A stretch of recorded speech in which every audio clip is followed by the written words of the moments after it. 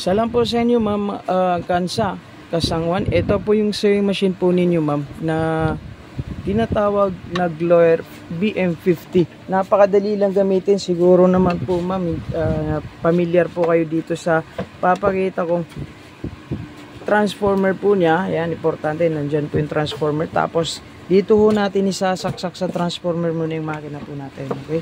So, para hindi po kayo malito. Pero once na masaksak nyo naman po yan, accidentally, sa 220, hindi naman po yan masisira, ma'am.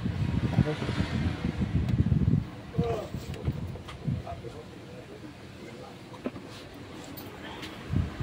So, bali ay nakasaksak na po yung ating transformer. So, eto po yung lagayan po ng kanyang stitches. Ay, sinulid po. Nasa likod po yung lagayan po niya ng sinulid. So, napakadali lang po yung agad. Kasi dito lang po tayo maglalagay ng sinulid sa likod. Para hindi po tayo malito pa. Panoorin po natin ito.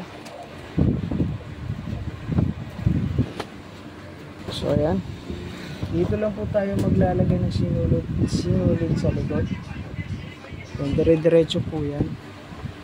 Tapos ikot dyan, and then yung hook lalagay natin dyan, ikot lang po madam, tapos hook, and then mayroon po tayong maliit na hook dito, ma'am, sa ilalim.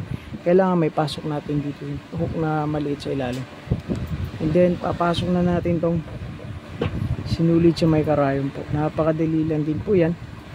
At and next po natin dyan ay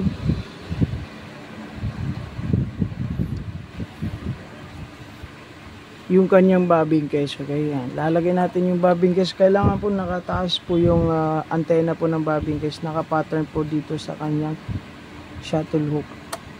Tapos itutulak po natin. Kailangan marinig po natin yung tunog ng makina. Ikutin natin itong pinakagilid po niya. Tapos ipipick up lang po natin yung sinulid sa ilalim. Parehong-pareho din po to sa mga makina po na nahawakan po ninyo. Tapos sasarado na natin yan. Nandito po, ma'am, yung mga accessories, original accessories ng sewing machine po ninyo. Lalagay ko lang po sa kanyang compartment, baka po makalimutan natin. So ito na po yung tahi ng makina po natin. Sobrang easy gamitin po. Sa paggamit naman po mga sa ating sewing machine, nandito po yung selector po niya sa gilid. Yan, napaka smooth po. At makikita nyo po naka-number na po yung mga stitches po niya. So bali, madali na nyo na pong mahanap, ma-allocate po yung stitches na gagamitin po ninyo. Titingin lang po kayo dito, halimbawa naka-number 3 po yung malaking straight. So lalagay nyo lang po sa number 3, tas ito po pipindutin lang natin to. Dito naman po yung kanyang pinaka speed control. So ang paggamit po dito, ma'am, advisable naman to, or di kaya tip ay mag-start muna tayo sa low para po hindi po mabigla yung takbo ng makina po natin. Pag naka-start po kayo ng low, then tsaka nyo po siya bibilisan. So pag mag-start po tayo ng low po mga dito, yan, hindi po siya mabibigla. So tsaka natin siya bilisan. Yan.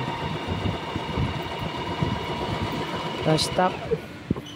Tapos pwede naman natin ibalik sa low. Kasi kapag mabilis, yan, pwede rin po mabilis, pero mas advisable ko start muna sa low tapos speed. Okay. Kung nagmamadali po kayo manahe, pwede naman po na idiretso na po sa high speed. So ayan, titingnan natin yung number 5 na zigzagger po niya, which is yung malaki zigzagger. Ayan. So napakaganda po ng pickup ng ating makina, madam. Ang kagandahan po sa kanya ay heavy duty na po siya at naka metal bobbin kasi po yung ating sewing machine. Hindi na po siya top bobbin. Ito po, maganda po ang pickup po niya sa likod at saka sa harap. So bali hindi ko na po tatanggalin yung sample natin para po pagdating ito sa inyo ay gagamitin nyo na lang po, okay? So, maraming salamat po sa pagtitiwala, Ma'am Kansa.